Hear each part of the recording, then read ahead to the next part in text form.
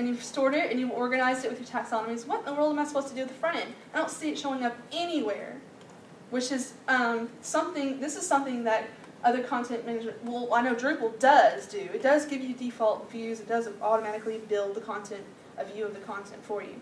Now, I mean, it's all there. There's a permalink for the content, but there's no template that's querying it, so thus you're not seeing it anywhere on the site.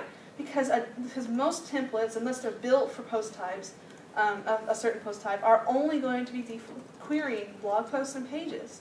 So you need to create templates that link, at least to these posts. Eric, would it be possible to get some water? Absolutely. Okay. So here's your template hierarchy. Obviously, by default, everybody, I'm about to say everybody knows. Most developers, that build things, know that index.php will basically run any kind of content from the site. You can run an entire theme just with the style, CSS, and index.php. You don't have to have any other templates if you choose. That would be very interesting to build a bunch of index.php that had nothing but conditionals in it. That would be very geeky to do and fun. So obviously, and then your next step is a single.php for the actual post that's in the post type. And then, of course, you have single-post type. So if you create a post type called movies, a custom page for how that's going to look would be single-movies.php. It was very strange. If you look at where I've commented on the WordPress.org support forum, I asked this question. There's a plugin that does the same thing. And I was like, why did you build this plugin? It's already built in. Your plugin, even the description even says that it's not there, and it is. I don't get it. It is. Just if you want to create a custom way that the post types look, then just use single-dash article, whatever it is. And then your taxonomies have the same fun little hierarchy: index, archive, taxonomy. Then you can single out taxonomy dash what kind of you remember the difference between term and taxonomy. Term is the actual term item that was assigned to that post. Taxonomy is the kind that term is, whether it's a category, whether it's a tag, whether it's an actor, whether it's a director, whatever taxonomy you've created.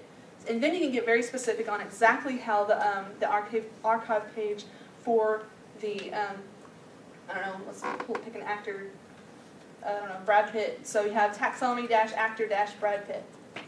And that's exactly how everything that is assigned to the Brad Pitt category, they'll show up on this page, and this page will look this way. So, for instance, if you had an actor taxonomy, and you created taxonomy-actor.php, and you wanted these to output certain information, and it's not just using your basic category template, you wanted them to have the image in a certain place and list the star rating in a certain place or whatever. You want it to look a certain way. You want it to show that description for that actor, all prettified. You would create a custom template. Now here's yet another thing that is not built in default yet in the current WordPress version is a custom post types display. So obviously it's pretty obvious to me that if I create a post type called movies, I want to be able to go to domain.com/movies and see a list of my movies. Well, you can't. It's not built in. It is coming in version 3.1, however. For now, this is why you want to use simple custom post type archives plugin, because it's going to create that page automatically for you. And it'll default to, I believe, just index. I can't remember what template it defaults to. This is where you would use. With the simple custom post type archives plugin comes the ability to create a template called movies.php, which would list all your movies. Is that for me? Okay, I'll take it. I'm getting kind of dry here. Thank you.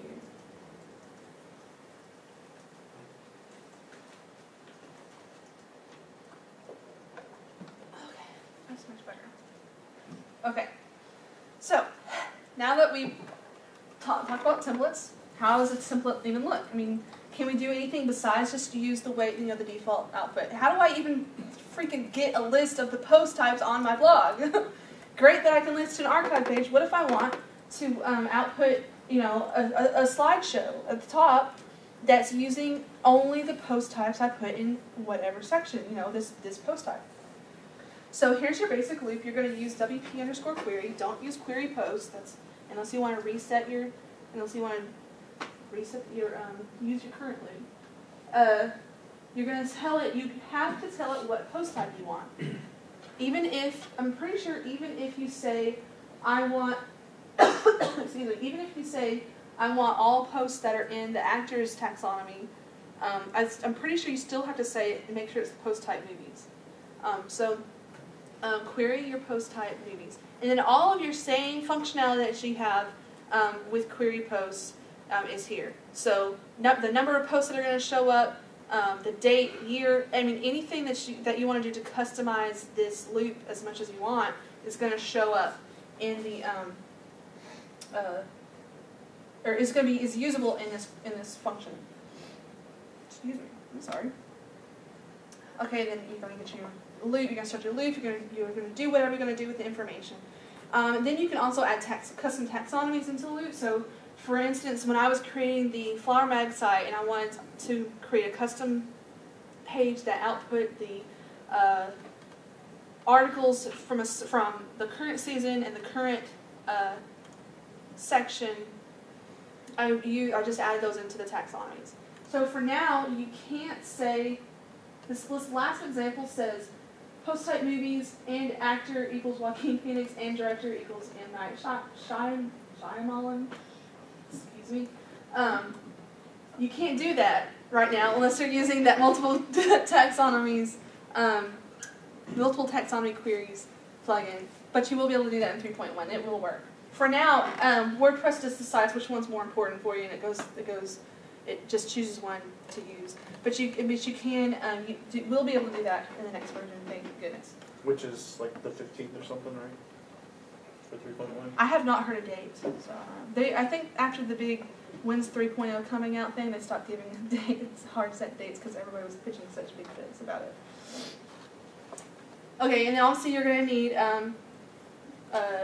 a way to get the terms. So even if you are using single-movies.php to output the way that the movies post actually look, you can't use tags, the WP_ tags, get tags or whatever. You can't use the category because these aren't the category post type.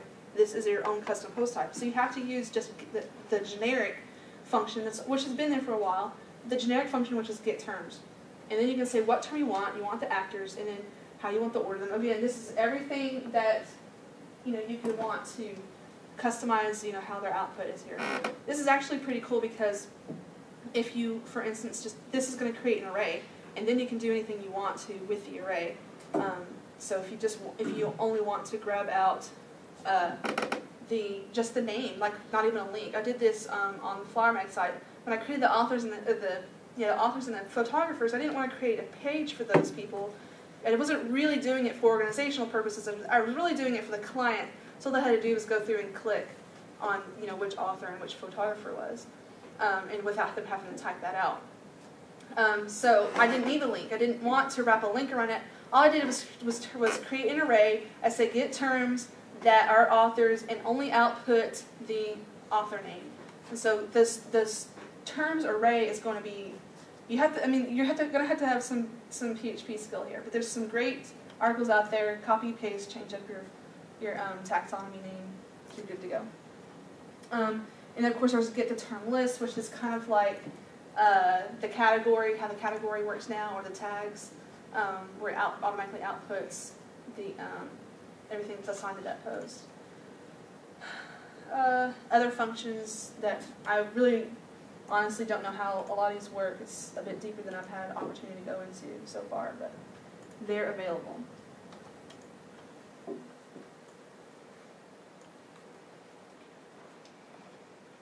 So remember before I talked about more fields, and this is where we're going to talk about this.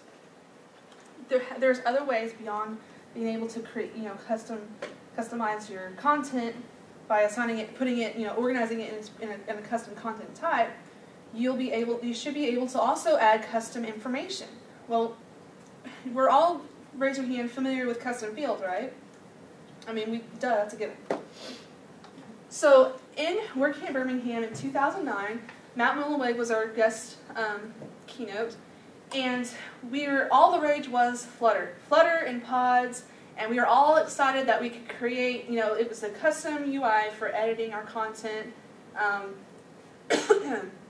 And how, like for instance, if we wanted to create a custom box for somebody to type in an information, just like using a custom field, but we wanted it to be in a prettier way. We were using Flutter. We were so excited about it at WordCamp Birmingham 2009. I mean, we had a breakout session about it. Well, Matt's in the breakout section, and he's back there like this the whole entire time, kind of grinning.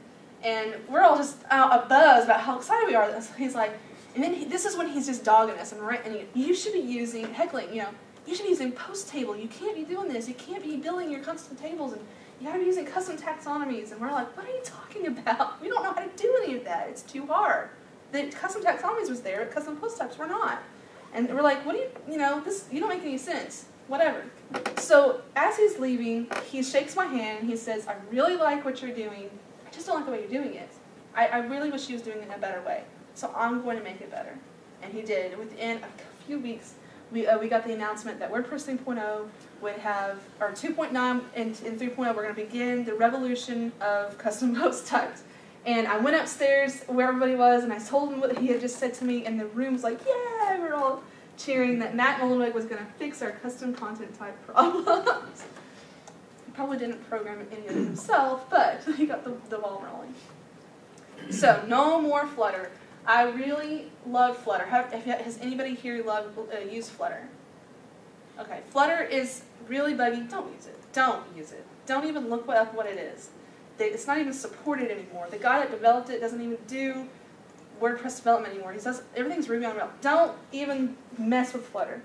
What it did is basically created faux custom post types, which is just a category in your post table, and created an interface where you can easily add in your content. You can assign special little boxes, images. Say you wanted a drop down, so somebody had to choose from a certain list of options, and it was just a hijack of custom fields. But the whole system was just buggy and broken. It didn't work. It was actually originally built on more fields and then just blown to smithereens. It was messy, and I'm glad to be through with Flutter. So what you have now, you have your custom post types to replace Flutter, to create special content. It's no longer just a category that you're going to exclude. Shamefully, my current website that is still live is using Flutter. And this is a reason why I will openly admit that I am not updated. I am still on 2.9 on WordPress because Flutter will not work. When I upgraded, it broke everything. I had to use it back up. I was like, this is not cool. This is another reason why you can't use Flutter. Where was I? So instead of, hacking up a certain category in your blog post, you're going to create your own custom post type. You're going to create your custom taxonomies to organize this. So for instance, if you wanted to, if you were using Portfolio and you wanted to tag everything, what is a WordPress site, what was a brochure, what was a logo, create your own custom taxonomy. Custom fields, you can already use custom fields and just turn them on in your permissions when you register your post type, or click the little checkbox when you're using your plugin to create your post type. Oh. Wow. The plugin we're going to be talking about more fields. This is basically what it looks like. So I can create this date box, which uses HTML5. So once if your browser supports HTML5, your HTML5 file comes up. You create your date box. Here's a custom field called URL. So instead of going into my custom field box where it says, choose your meta key and then type in your value, I can create this that just labels it. This is the key I want, it's a URL, and just insert my URL. This is a testimony. So here, testimony, client name. You can also use it to create a drop-down box. So if you want to define values, and you want to make sure your client, especially, who always is going to break something, you want to make sure that they choose a specific value, they don't misspell it, just put it in a drop-down box, a checkbox, a radio list. I mean, the options are all there.